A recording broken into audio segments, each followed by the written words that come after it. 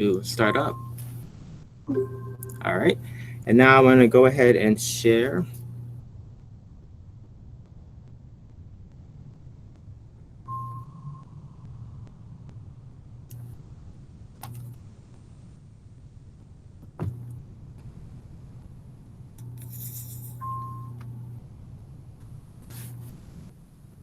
All right, so I can see the screen, and but I want to make sure that you guys can see it.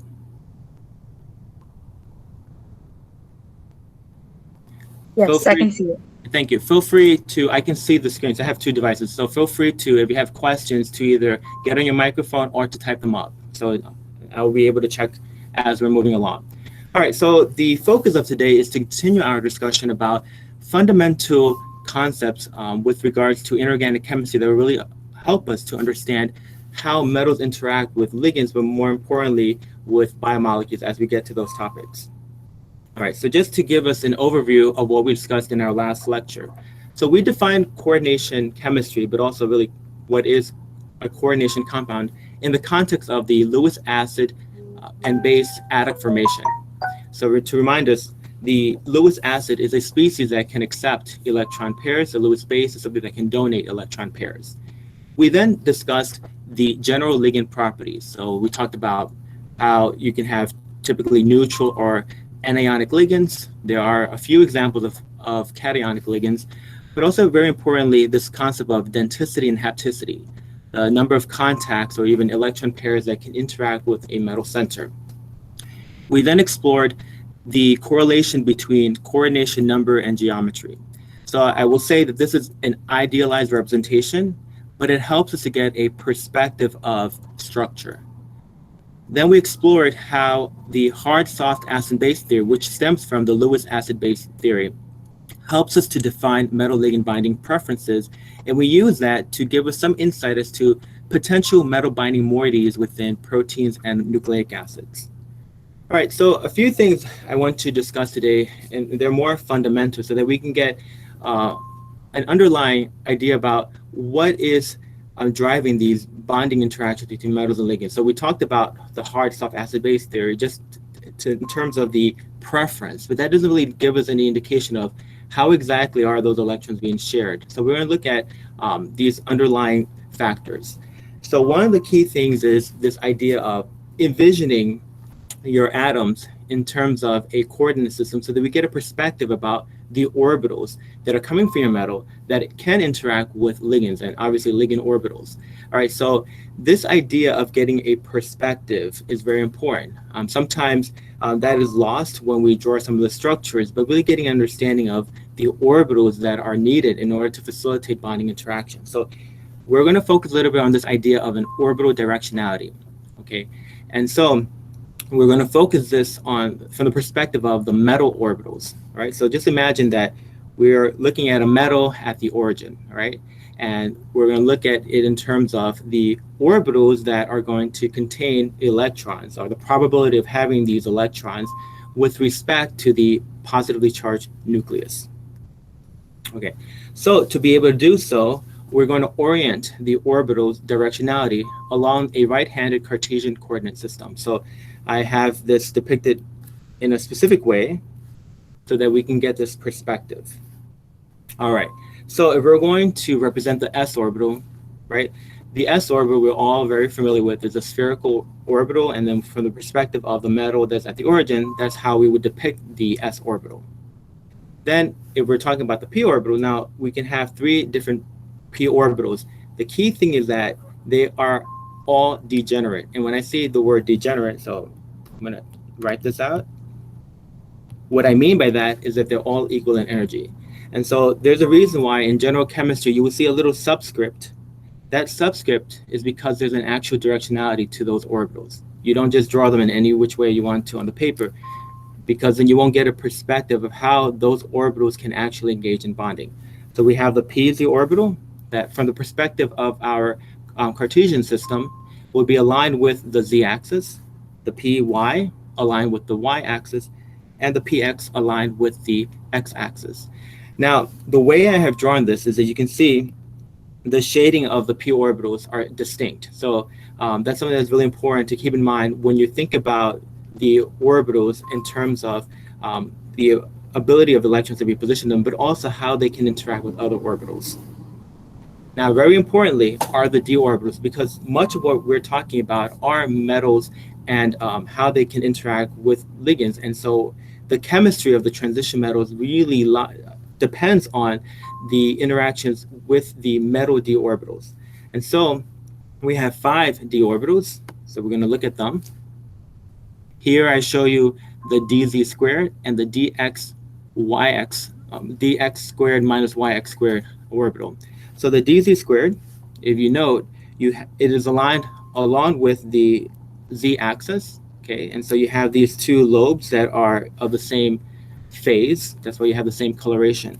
But then you also have this torsoid structure here, and that is aligned with the xyz plane, okay? It is actually perpendicular to the 2 lobes that are aligned with the z-axis. Then you have dx squared minus y squared. Those are aligned, those lobes are aligned with the x and the y axes. Right? So then you have a pair that are of the same phase, same coloration, at least from the perspective of the drawing, and another one that's aligned with the x-axis. Then you have 3 additional d orbitals, and so those additional d orbitals look very similar to the dx squared minus y squared. So the standout is the dz squared. Okay. Now I have drawn them in such a way for our perspective. So I've changed the labeling on the coordinate system just to make it easier for us to visualize. They all look identical. And very importantly, these particular orbital lobes do not lie on the axis. They actually bisect the axes. Okay? So you have the dyz, the dxz, and the dxy. Okay. Now, even though the dz squared looks different than the other 4 d orbitals, they are all degenerate. All right, so that's the emphasis here, that they are all equal in energy. Okay, and that's very important. But I want you to keep in mind where those orbitals are located, because the location is very key in terms of how a metal may be able to interact with ligands. All right, so let's go back to these set of slides that we talked about in our last lecture, this idea of a correlation between a coordination number and a given geometry.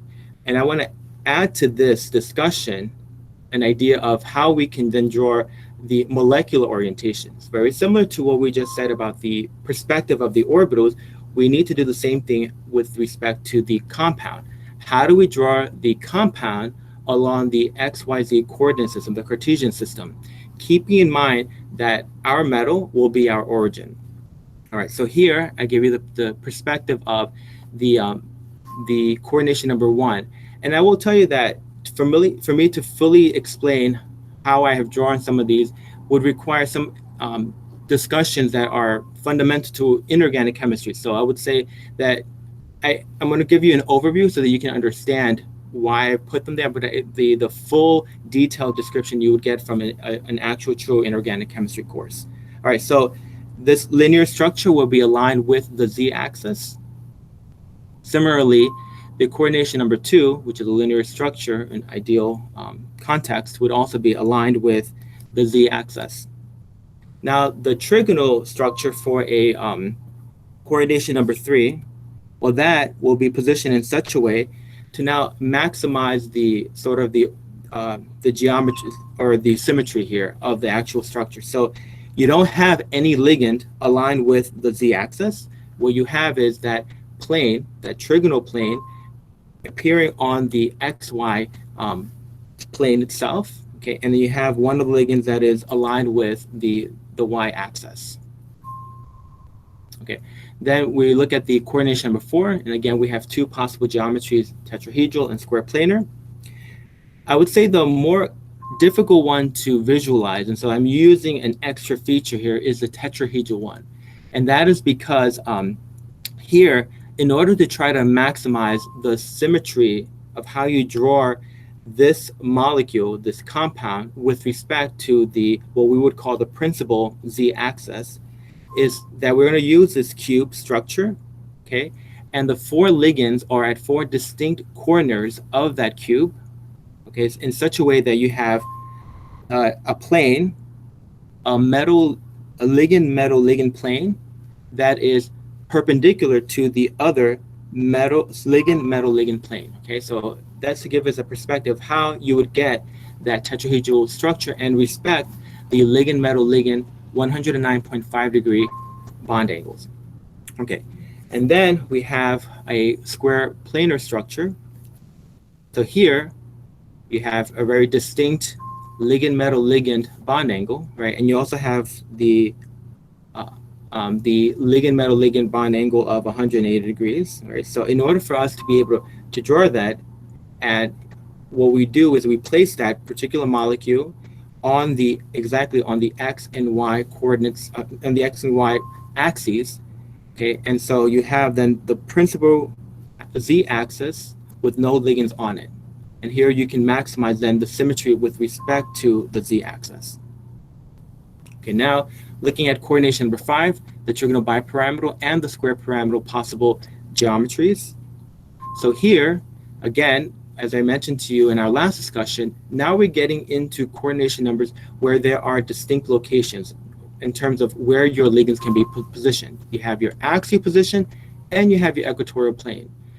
Now, from our perspective then, the axial position will be our main axis, so that would be aligned with the z-axis as drawn here.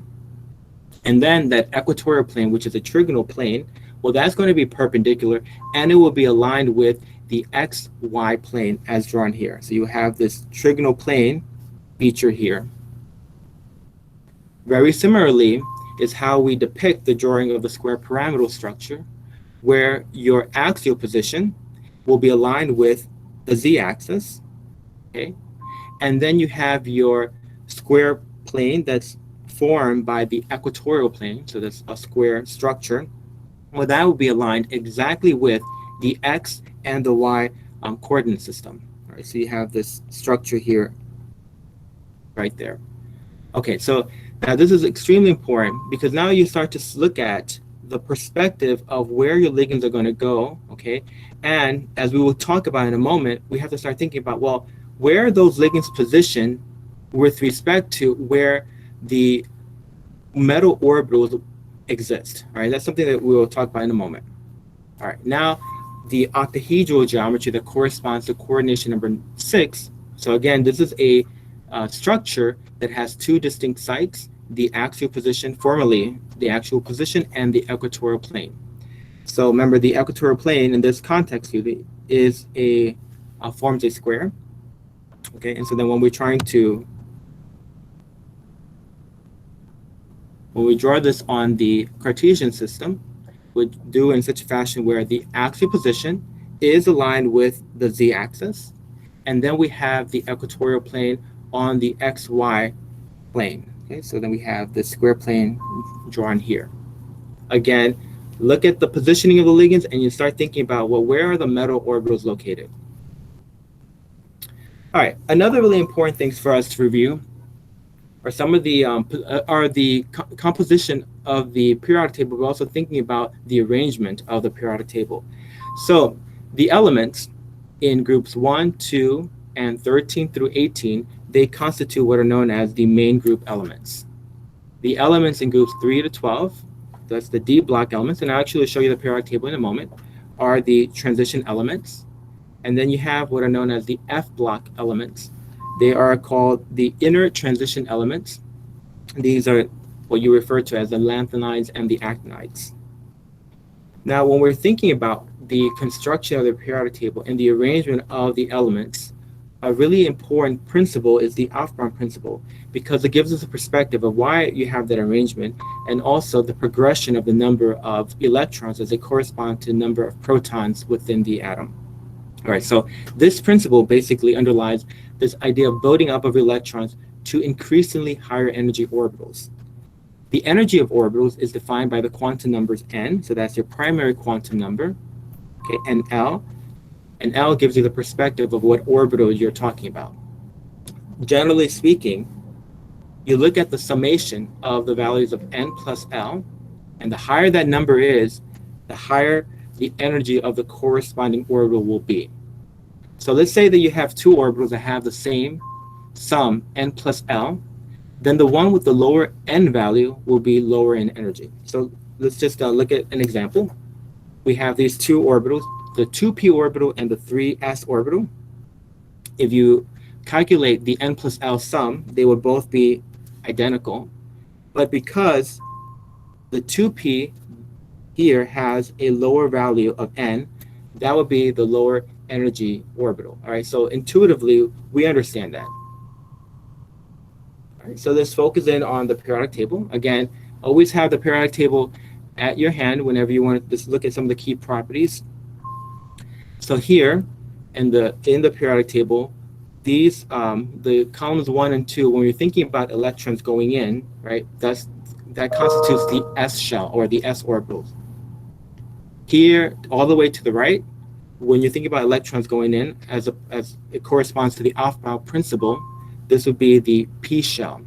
The exception being the helium, obviously, where that only has an s orbital. But generally speaking, we're talking about the p shell from this part of the periodic table. Then here, where we're looking at the transition metals, so you hear that phrase, the d block, well, that corresponds to the d shell. This is where you're going to have d orbitals play a significant role. And then the down here, you have, excuse me, the F shell. Sorry about that. My screen jumped a bit. The F shell, those are your inner transition metals, your lanthanides and your actinides. All right, that just gives us a perspective of where we see the location of the orbitals when you're thinking about the building up of the electrons or the placement of electrons into the orbitals. All right, so very quickly, I want to talk about the electron configuration. So this is a review. You guys should all know this. And one of the key things when we're defining quantum numbers to represent the electrons in a given atom, here we're going to focus on the valence shell, okay, the highest energy orbital. So when we're thinking about hydrogen and helium, well, these two are in the n equals to 1 shell. And that shell only has the availability of the s orbital. So the hydrogen has 1 electron. So as far as our electron configuration, it would be 1s1. And the helium has 2 electrons, so it would have 1s2. Clearly, the way we can distinguish these two is in terms of how those electrons are positioned in the s orbital, right? So you would have 1 electron with a spin up for the hydrogen, and then for the helium, you would have 2 electrons that would be of opposite spin, 1 spin up, 1 spin down. All right. Then we have lithium, okay, and then we're again focusing on the quantum numbers as they correspond to the valence shell. So here you have 2 orbitals, the 1s and the 2s. The valence orbital would be the 2s. The valence shell would be the n equals 2 shell. So our electron configuration is 1s2, 2s1. Then let's move further along in the periodic table. If we're talking about oxygen. Well, now oxygen, when we're talking about the valence shell, right, we have electrons that are available in the 2s and also the 2p. And so if we're talking about the highest energy orbital, the highest energy orbital would be the 2p. All right, so here then our representation of the quantum numbers and m sub L will pertain to that highest energy orbital. All right, so this electron configuration is 1s2, 2s2, 2p4. And here I give you a little bit of perspective of the electrons that corresponds to the valence shell. So this is, remember, your n equals a 2 shell. You have 2 electrons in your 2s, and you have a total of 4 electrons in your 2p. All right.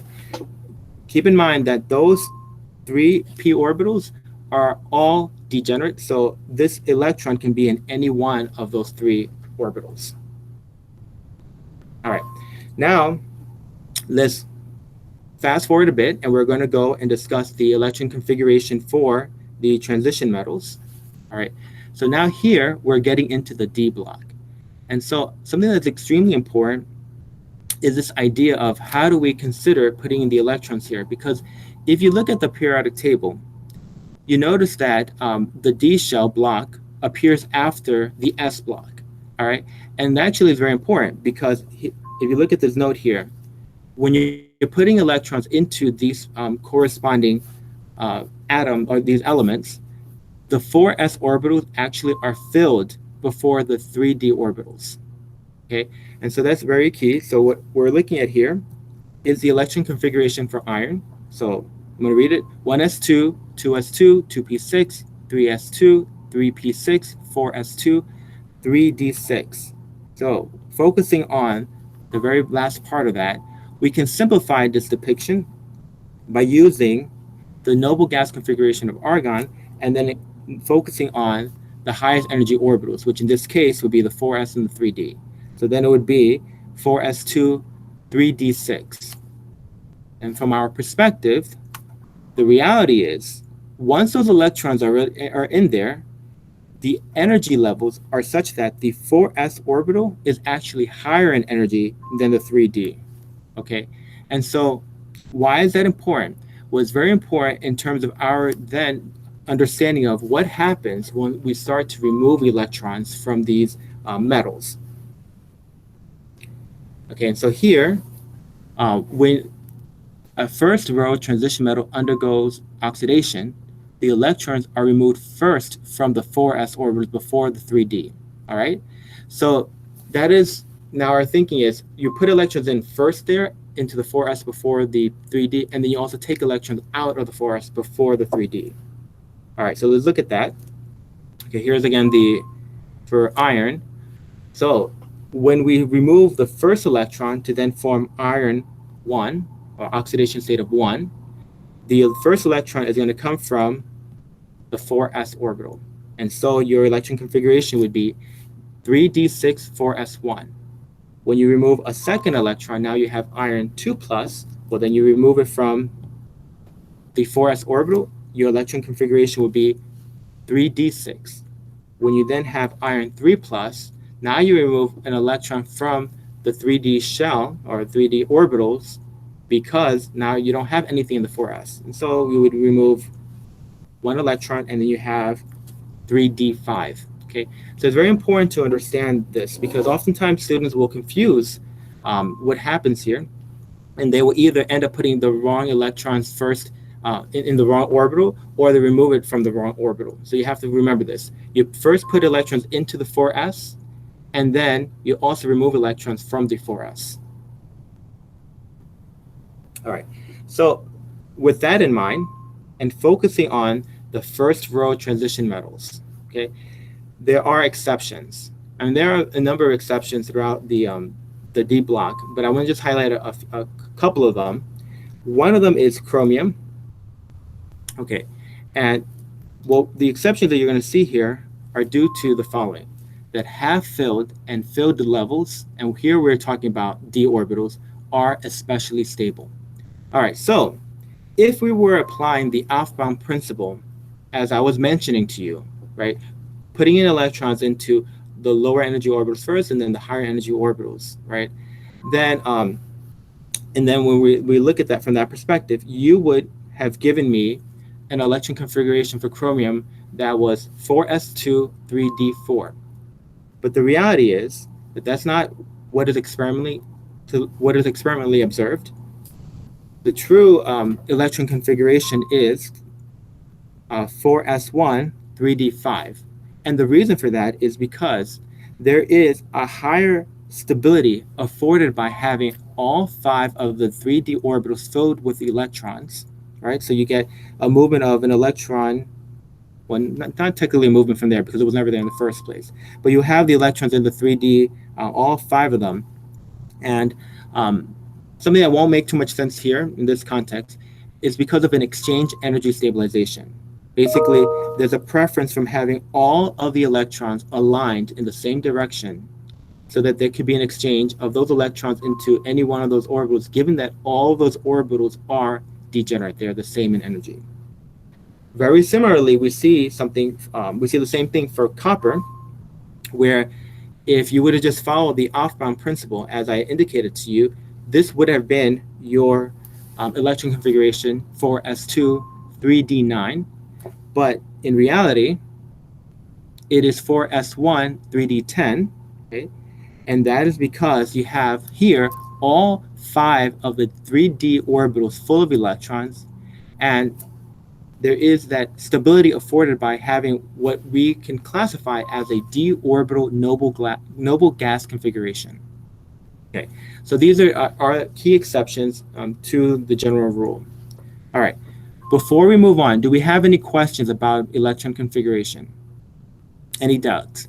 Again, feel free to get on your microphone or also to type in the chat room. Right? Because the reason I asked is because understanding the electron configuration is very important when we start looking at some of the other properties of metal ions in compounds. All right, I'm going to go ahead. So what we're going to look at now is we're going to explore some fundamental bonding interactions between metals and ligands. And we're going to focus in on a simple but really important theory. This is an older theory called crystal field theory. Now, there are a lot of limitations to this theory. I will be very upfront about this, but it is one that is commonly applied because it can help predict fairly well the spectral and magnetic properties of coordination compounds. So now this theory, its major limitation comes from how it considers metal and ligand interactions. And it does so by focusing only on their electrostatic interaction. Okay, basically this idea of a charge interaction. So in the context of this theory or this model, what we're looking at are the ligand electrons creating an electric field around the metal center. All right, so you think about that. These ligand electrons, as they're interacting with the metal and its corresponding electrons. All right, so it's creating this field. Now, the ligands, instead of being their distinct individual identities, rather they are conceived as point charges. So we do not actually consider, in this context, the ligands as individual species or even their orbitals at all. We simply look at the ligands as these negative point charges around the metal center. Okay.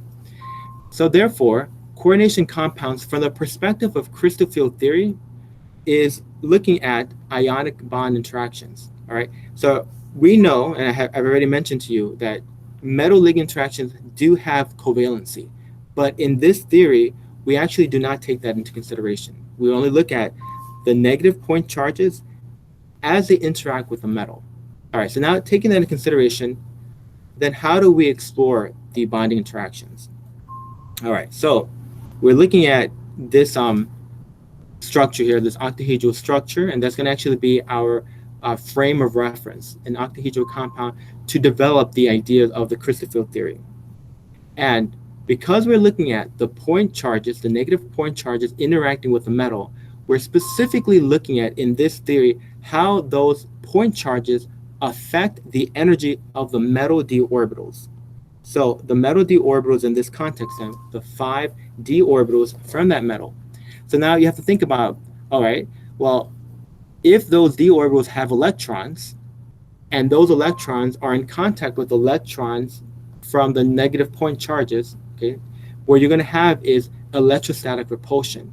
And these electrostatic repulsions are going to have a major impact on the energy of the d orbitals. All right, so just for our point of view, for transition metals in row N of the periodic table, we consider the effect of ligand interactions with the n-1 d orbitals. All right, so if we're talking about metals in the n equals to 4 row, then we will focus on the 3d orbitals. If we're talking about metals that are in n equals to 5, then we would focus on the 4d orbitals. All right, that's just to give us an idea of which orbitals are we actually talking about. All right, so let's start to develop this theory more. All right, so as I mentioned to you previously, when we're thinking about the orbitals from the perspective of a given element, a given atom, right? If we're talking about the p orbitals or the d orbitals, well, the set of p orbitals will be equal in energy. In this context, then, the set of d orbitals are all equal in energy. They are degenerate. Okay, so in the absence of any ligands, these orbitals will all be equal in energy. But then, once we start to introduce this idea of external electrons or external negative charge around these d orbitals, and let's imagine that those d orbitals have some amount of electrons in them, then what's going to happen is, if you have this negative charge all around those d orbitals, well, that's going to have an effect on the energy of the d orbitals, especially if they have electrons in them, because then now you're going to create an electrostatic repulsion. And that electrostatic repulsion, what it would do is actually going to drive up the energy of those d orbitals. So what you will see is, if you're looking at this from the perspective of energy, you will have an increase in the energy of the d orbitals. But even with that being said, all 5 of those d orbitals will still be degenerate. They will still be equal in energy. All right, but then what happens when we introduce them to a defined geometry or to a defined coordination number? All right, so here, what I'm trying to depict for you visually is this idea of a coordination number 6, right, a octahedral geometry, having those point charges in that arrangement around the metal center. So if you have point charges here, here, here, here, here, and here for your octahedral structure, and then as I was telling you to think about the metal orbitals and where they're positioned, their orientation or their directionality, and remembering that this theory focuses on the d orbitals, well, then we have to think about which of the 5 d orbitals come into direct contact with these point charges. Okay? And when you think about the perspective of those point charges and the orbital directionality, it turns out that there are 2 d orbitals that come into direct contact. You have the dz squared orbital that comes into direct contact, where you have the 2 lobes that are in the same axes as 2 of the negative point charges, and then you have the torsoid structure that is in the same plane as the 4 point charges on the xy axes. With a very similar line of thinking, you also can note that the dx squared minus y squared, that orbital, comes into direct contact with the negative point charges that are located on the xy axes. All right, so these 2 orbitals come into direct contact. It turns out that the other 3 orbitals do not come into direct contact. And as a consequence, as we will see, there's going to be an impact on the energy levels. There will be a change in corresponding energy levels. What we will see is the following, that the dz squared and the dx squared minus y squared will become higher in energy, or they will become destabilized. The other 3 orbitals, the dxy, the dxz, and the dyz, will become stabilized. Okay, so in other words, they will become lower in energy. All right, so here I depict this representation where you have, in the absence of the ligands, all of them equal in energy, but then in the octahedral field, so this is our coordination number 6, octahedral environment, what we see are 3 orbitals that are stabilized. Those are the dxy, dxz, dyz, okay? And then you have 2 that are destabilized, the dz squared, the dx squared minus y squared, okay? And it is for the reasons that I have mentioned. Those 2 orbitals come into direct contact with the point charges surrounding the metal. All right, so another really important thing is the perspective. How do we think about this, either the stabilization of the 3 orbitals and the destabilization of these two orbitals? All right, so our frame of reference would be the original energy of those 5 orbitals in the absence of the octahedral field. So the terminology, the barycenter. Actually, I accidentally, let me start from here. All right, accidentally crossed it out, but the word barycenter, that is our frame of reference. So that's the starting point of the energy. So we're looking at the amount of stabilization of those three orbitals from the barycenter. And the nickname is a T2G. And if you haven't taken inorganic chemistry, you won't know where that name comes from. But basically, it has to do with the symmetry. All right, so the T2G orbitals are stabilized from the perspective of the barycenter. And then you have these two orbitals that are destabilized from the perspective of the barycenter. They are referred to as the EG orbitals. Okay. So that is to give us the understanding of how much stabilization, how much destabilization. But then the overall separation of the of the stabilized versus the destabilized is this separation right here, which is referred to as your difference, your delta octahedral. Okay, so that's a very important terminology here. So delta octahedral. And this parameter is very critical to a number of the important magnetic and spectral properties of metals in coordination compounds. All right, so let's talk about this idea of the magnitude of delta octahedral. What is going to really have an impact on this magnitude? Well, it's the strength of the crystal field. What I mean by the crystal field, the arrangement of the point charges around the metal center and how they interact with the metal d orbitals, the metal electrons. So you can have two extremes. You can have the weak field and the strong field. So your delta octahedral for the weak field will be smaller in magnitude than the delta octahedral from your strong field. All right, so let's explore this by looking at a specific electron configuration, the D5 electron configuration. All right, so here we have the an example of a metal that has a D5 electron configuration. So the one that we're looking at here is iron 3+, which is a D5. So here you have absence of ligands, all 5 electrons degenerate. Okay, but then when you introduce into an octahedral field, so here is an example of an iron 3 compound with a weak field, what happens is you have the electrons in this arrangement. Because of that small separation between the EG and the T2G, the electrons prefer going into the higher energy orbitals than pairing up. But then here is an example of an iron 3 compound that has a strong field. And here, what happens is the electrons will prefer to pair up before going into the higher energy orbitals because of that bigger magnitude of delta octahedral.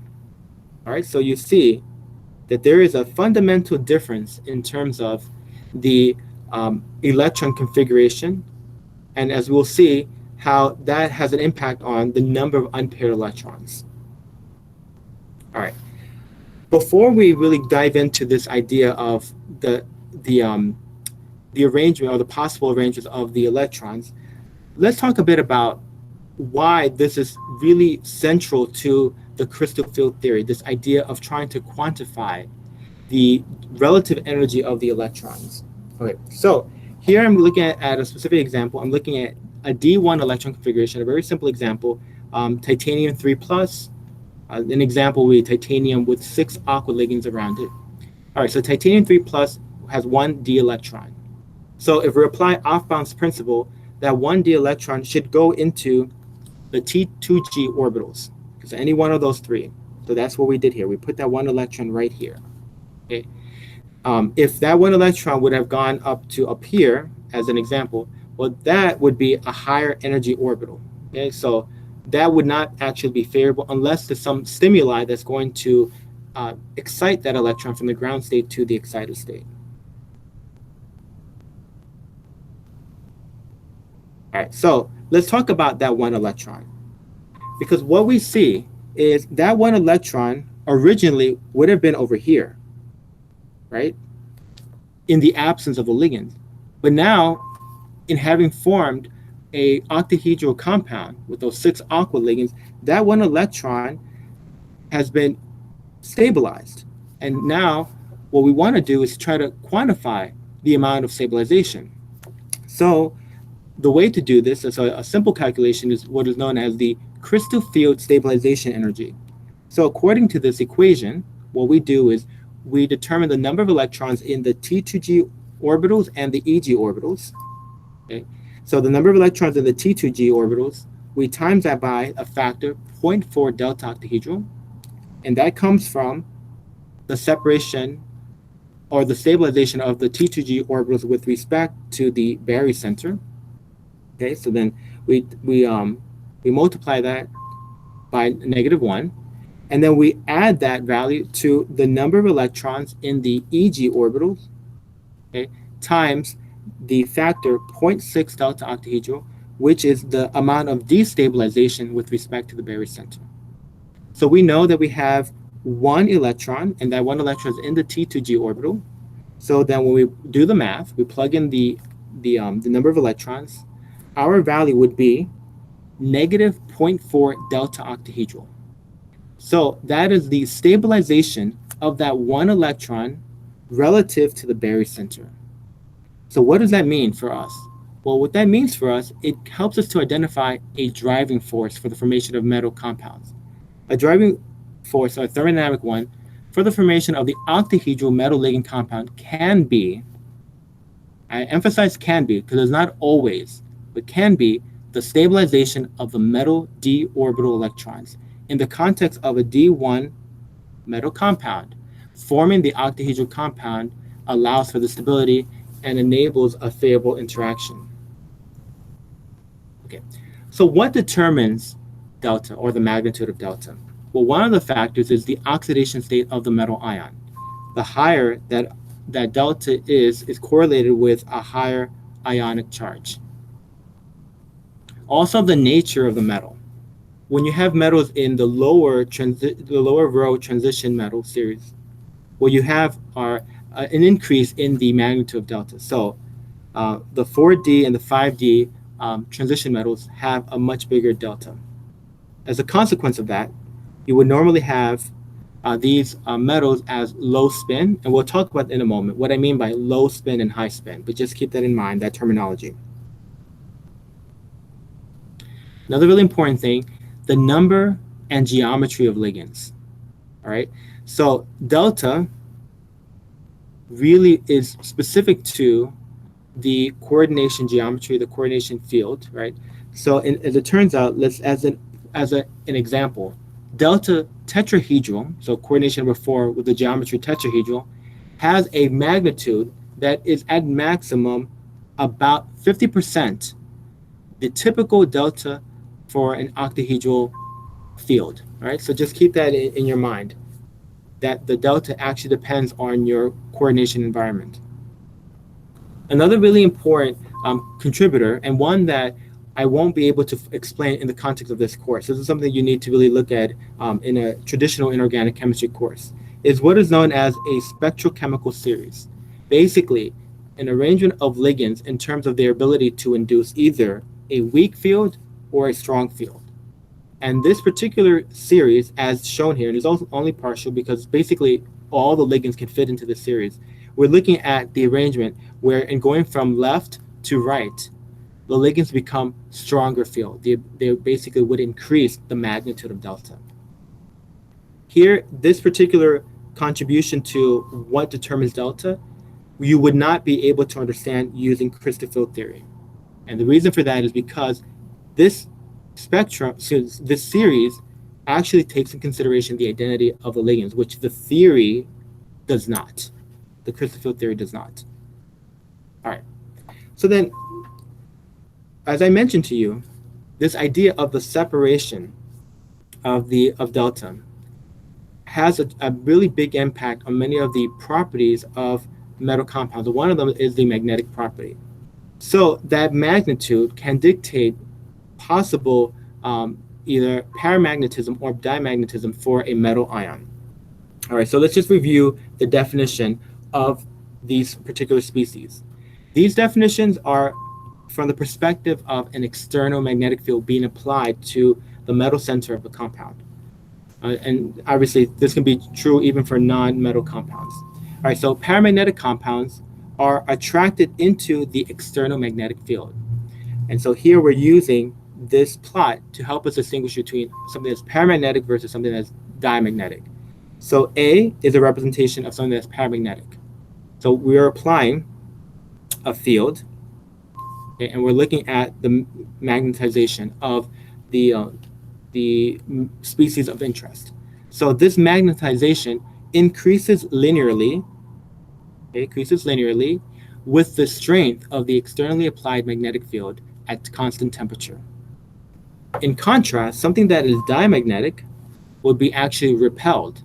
And what you would see is a slight decrease, a linear decrease, when you apply the external magnetic field. All right, so these are some general properties that you would see to distinguish something from paramagnetic and diamagnetic. But let's be more specific. How do we know in terms of a metal ion if it's going to be paramagnetic or diamagnetic? So let's review some of those definitions. So this depends on understanding the electronic spin situation. All right, so this idea of the electron configuration is very important. What we need to determine is the spin state. The spin S equals to the summation of the m sub s. Okay, that's the magnetic spin for all electrons in an atom or ion. So then we're going to use that to help us to define something that is diamagnetic versus something that is paramagnetic. All right, so if you have S equals to 0, well, that is something that is diamagnetic. Okay, and by definition, that means you either have no electrons or you have no unpaired electrons. So in the context of a transition metal, that would be that you would have no electrons would mean no d orbital electrons. Because typically it's the d orbital electrons that's having a really important impact on the magnetic property. Now that's in contrast to when S does not equal to 0, which defines something as paramagnetic. That implies that you have one or more unpaired electrons.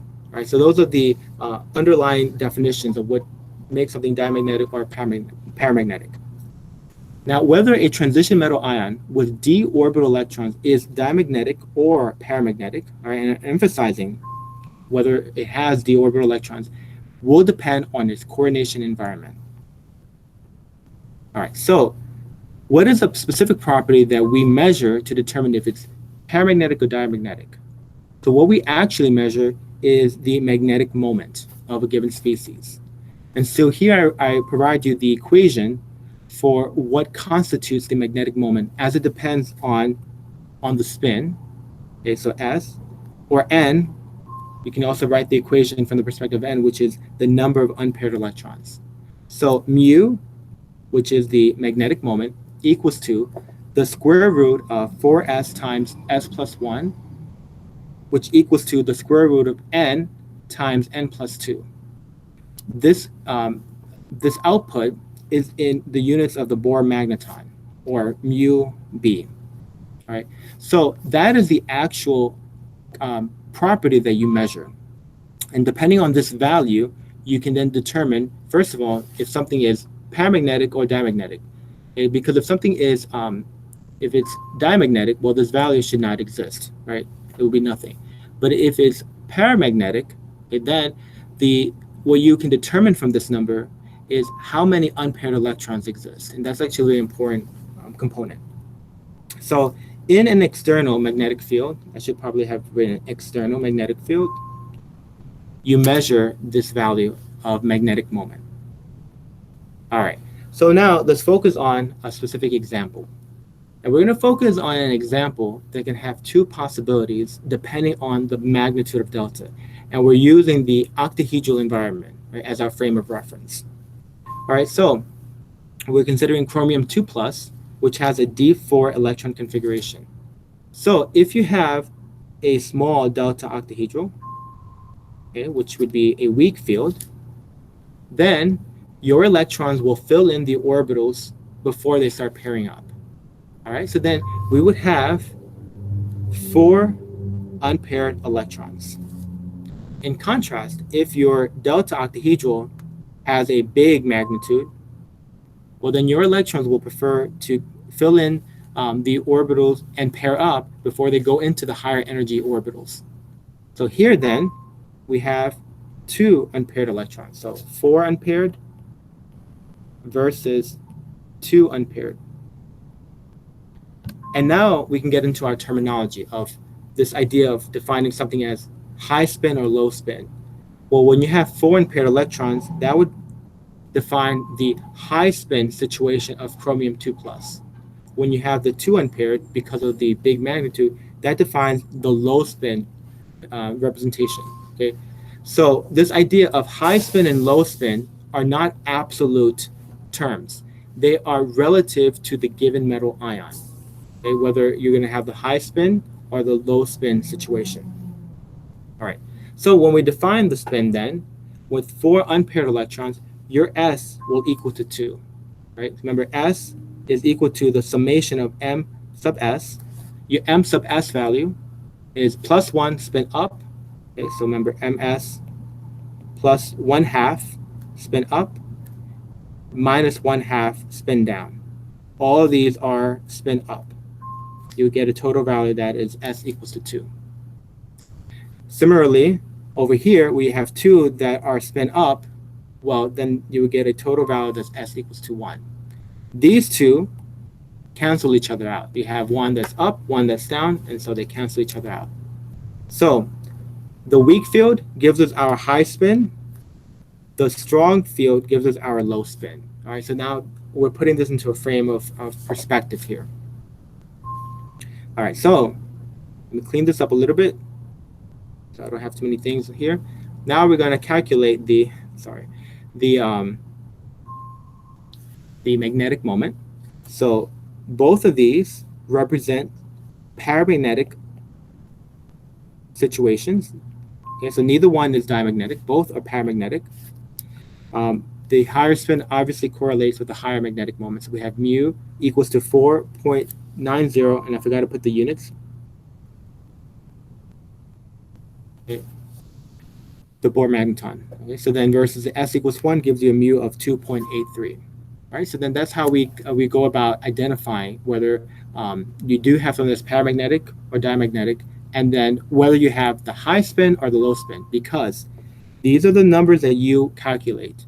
Using these numbers, you apply the mathematical equation to then determine the number of unpaired electrons, and then that helps you to identify whether you have something that's high spin or low spin.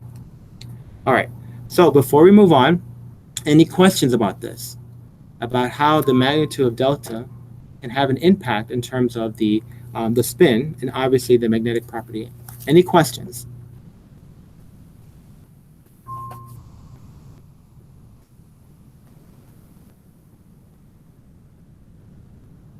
Okay, if no doubt, but if you do have a question pops up, remember you can chat, you can type in the chat. What we can also do is, using the same example, is also calculate the crystal field stabilization energy. So here we have 2 different possibilities, right? With the weak field high spin, we have 3 electrons that are in the T2G orbitals, and we have 1 electron in the EG orbital. So then we apply the equation, crystal field stabilization energy, we will get a value that is negative 0.6 delta octahedral. In contrast, on the right, we have 4 electrons in the T2G, so T2G4. So then when we apply the crystal field stabilization energy, we get a value of negative 0.16 delta octahedral. All right, so looking at that raw, just those 2 side by side, then this particular value to the right would actually be even more stable. But then we have to keep in mind that there is a penalty. There is a penalty that comes from 2 of the electrons being in the same orbital and causing for an electrostatic repulsion. Because of that penalty, we have to apply a generic 1p value to represent that there is a penalty.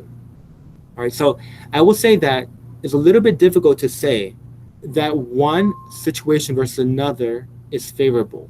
because remember, we talked about a number of different parameters that's going to define the magnitude of delta octahedral. So those are the parameters that are going to dictate necessarily which of these two are likely to exist, not necessarily a comparison between the crystal field stabilization energy, but we do get a sense of the difference of the stabilization of those metal d orbital electrons. Okay. So another really important thing that we can appreciate from understanding the electrons in the d orbitals in this crystal field theory is the electronic absorption spectroscopy of coordination compounds. Now, the coordination chemistry is actually really rich in terms of its electronic spectroscopy, because you can have many sources of electronic transitions. So here I've provided you a list, and you can probably add more things to it, but these are 4 of the major ones. You can have transitions that occur in the metal d orbitals. Okay, so metal electrons in the lower energy orbitals excited into the higher energy d orbitals. You can have what are known as charge transfers that can occur between the metals and the ligands. So electrons moving from the metal to the ligands, or the ligands to the metal. You can also have what are known as intra-ligand transitions. That means transitions of electrons within the same ligand, how that's being affected by coordination to the metal. You can also have what are known as interligand transitions, where if you're talking about mixed ligand compounds, as an example, where you can have transition of electrons from one ligand to another, how that is influenced via coordination through a metal center. What we're going to focus on, because otherwise this will be a really long, extended conversation, we're going to focus on the general aspects of the first two, the metal d orbital electronic transitions and the charge transfers between metals and ligands. All right, so to establish this, we're going to focus first on the d-d electronic transitions. Again, those are the electrons transitioning from lower energy orbitals to higher energy d orbitals. And we're going to use the octahedral environment or octahedral field as our frame of reference. So let's go back to the example of titanium 3+, the d1 electron configuration. All right, so here should have been an arrow here. So we have that one electron that in its ground state would be in the T2G orbitals. Okay. Now, if there's a source of energy that's going to excite that electron from the ground state into the excited EG orbitals, okay, what we're going to end up with is this possibility of any one of those two orbitals.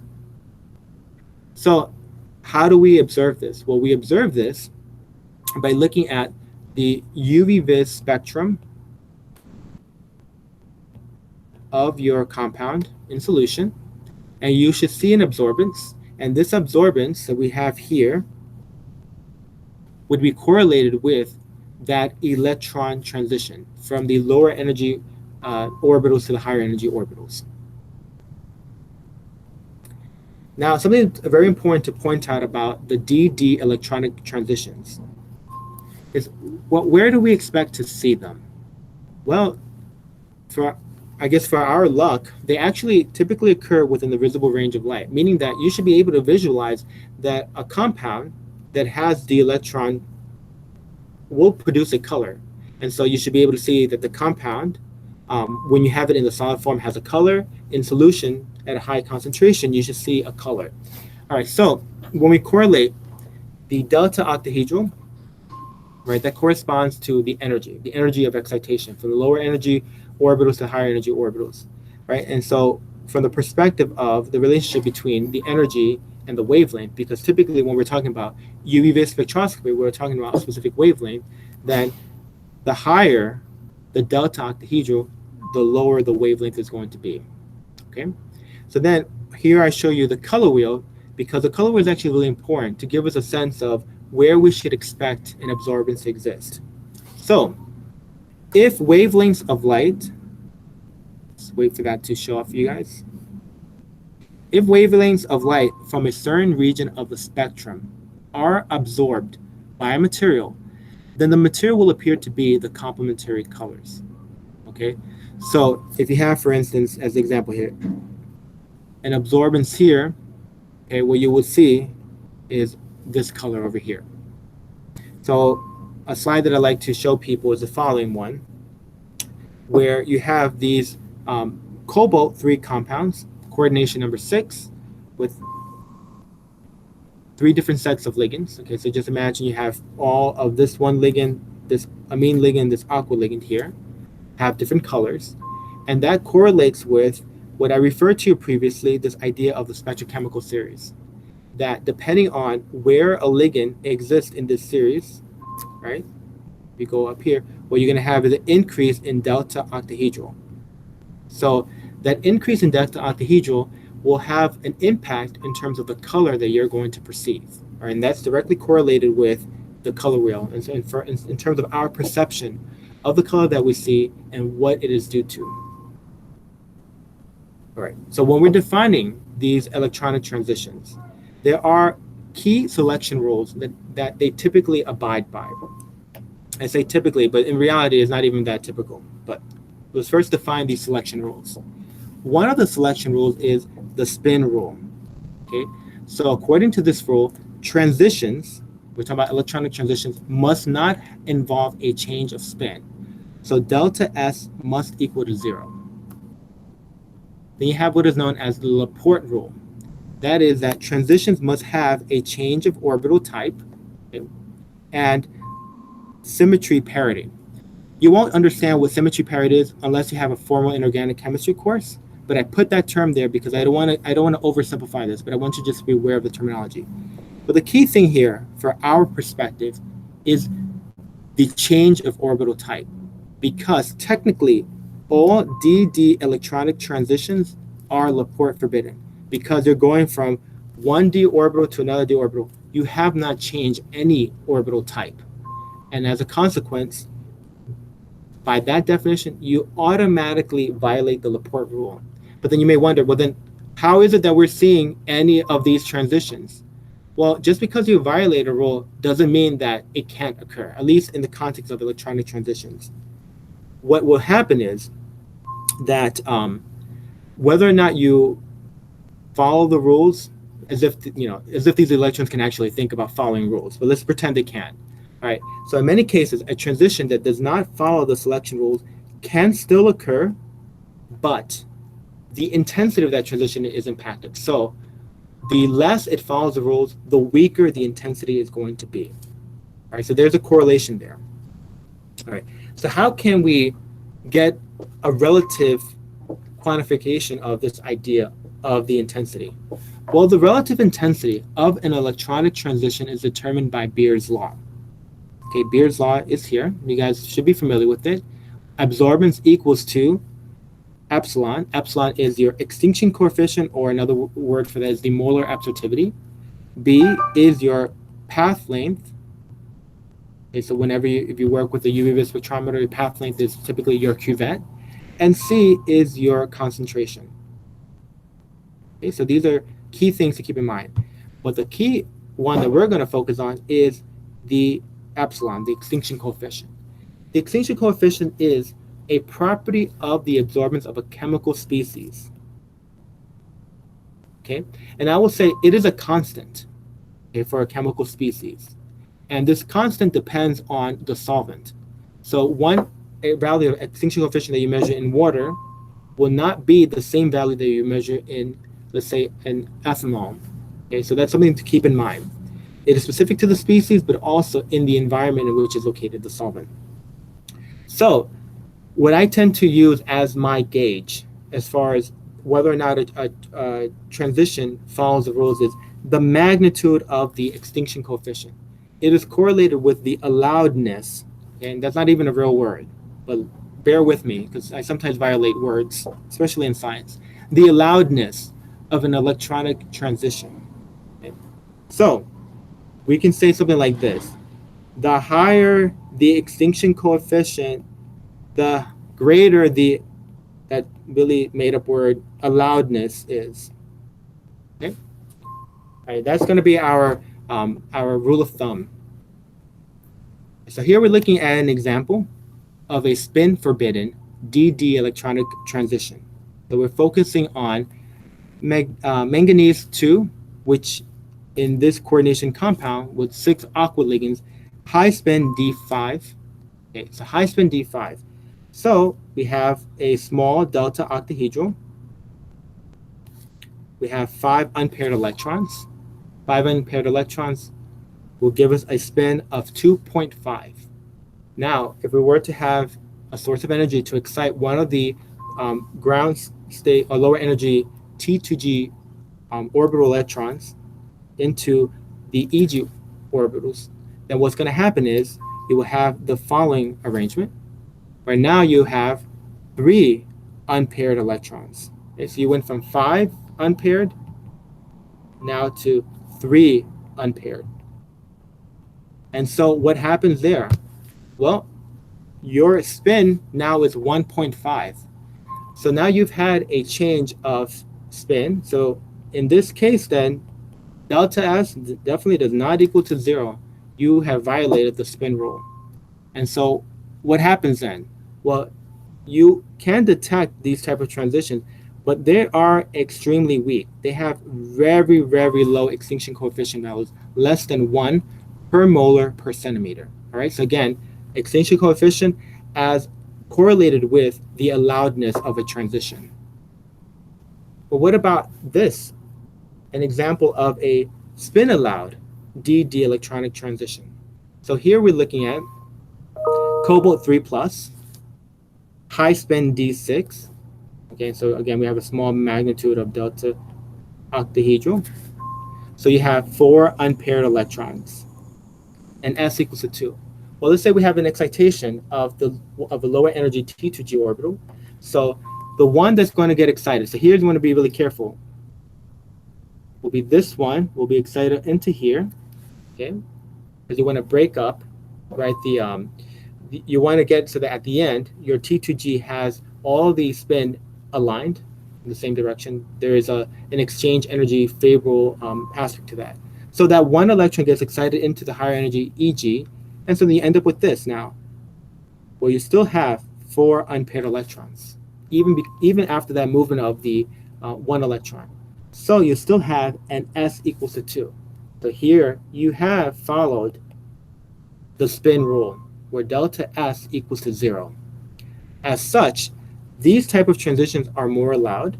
So they would be weak intensity transitions, but with respect to the spin unallowed or the spin forbidden example, the extinction coefficients here typically are in the range of 10 to 200 per molar per centimeter.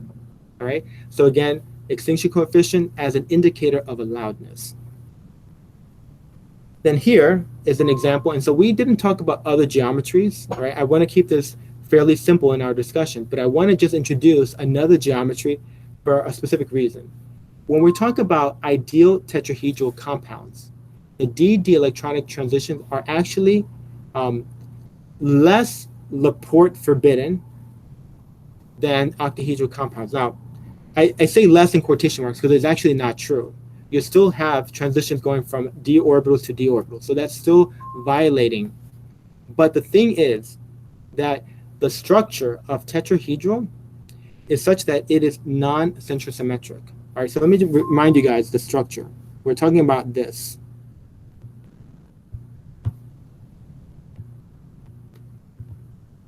Okay, and this type of molecule would not be centrosymmetric. And again, this is something that comes from a pure inorganic chemistry course, this idea. But there is no center here of what is known as an inversion center. Because there's the lack of that, you do not have what is known as centrosymmetry.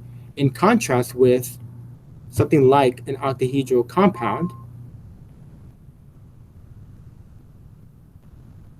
this type of compound is classically a centrosymmetric compound. So because of that lack of central symmetry, that allows for, I would say, more allowed transitions. And so what you would typically see then are your extinction coefficients being of greater intensity or greater value. Typically, we're talking about 100 to 1,000 per molar per centimeter. All right. So it does depend on the coordination environment, the intensity of the extinction coefficient. All right. Any questions or doubts about the d-d electronic transitions?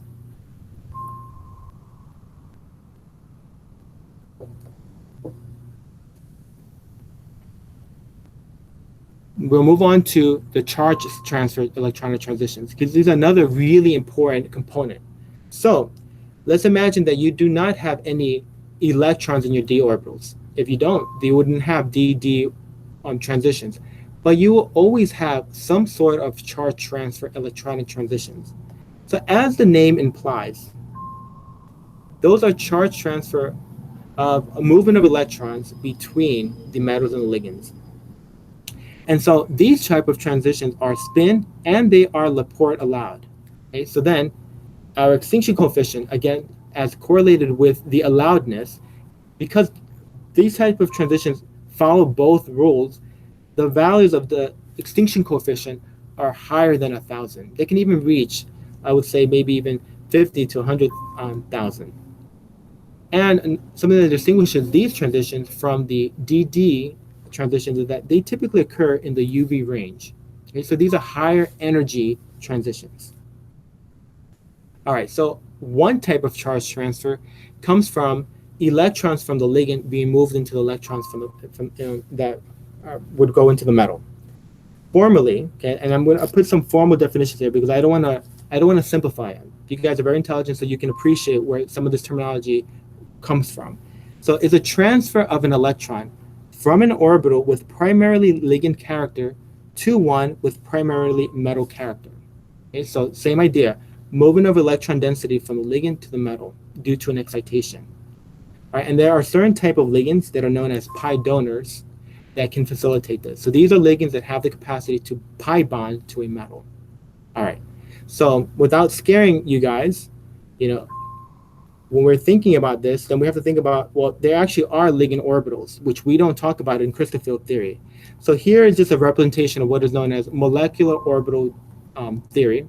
You guys have all seen molecular orbital theory, okay? But whether you've seen it to the extent of how it pertains to metal compounds, obviously going to be a little bit different here, right? Well, basically, what we're looking at here are the collection of molecular orbitals that are formed from metal ligand interactions. And so this helps us to see where are the electrons moving from when you're talking about ligand character orbitals to metals. All right, so I'm actually not going to go into this with any real depth. Now, the other type of charge transfer comes from the other way around, from the metal to the ligand.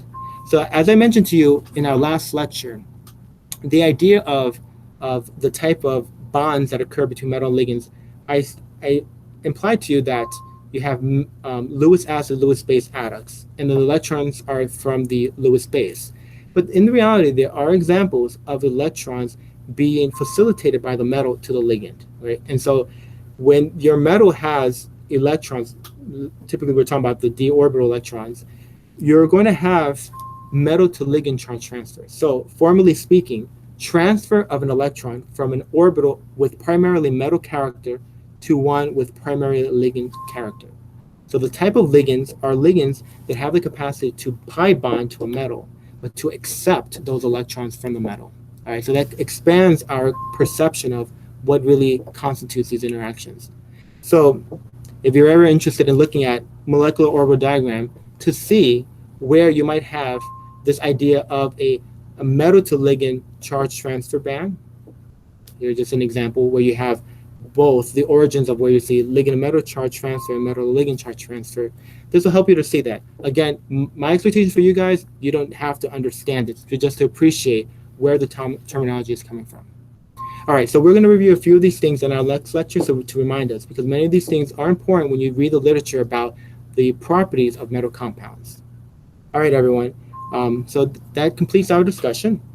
We're going to talk a bit more about fundamental metal ligand interactions in our subsequent lectures, but I just wanted to give you some of the basics about the inorganic chemistry as it pertains to crystal field theory to help us really appreciate this. All right, so if anyone has any questions, feel free to ask me right after class. Everyone else, I'll see you next class. Take care.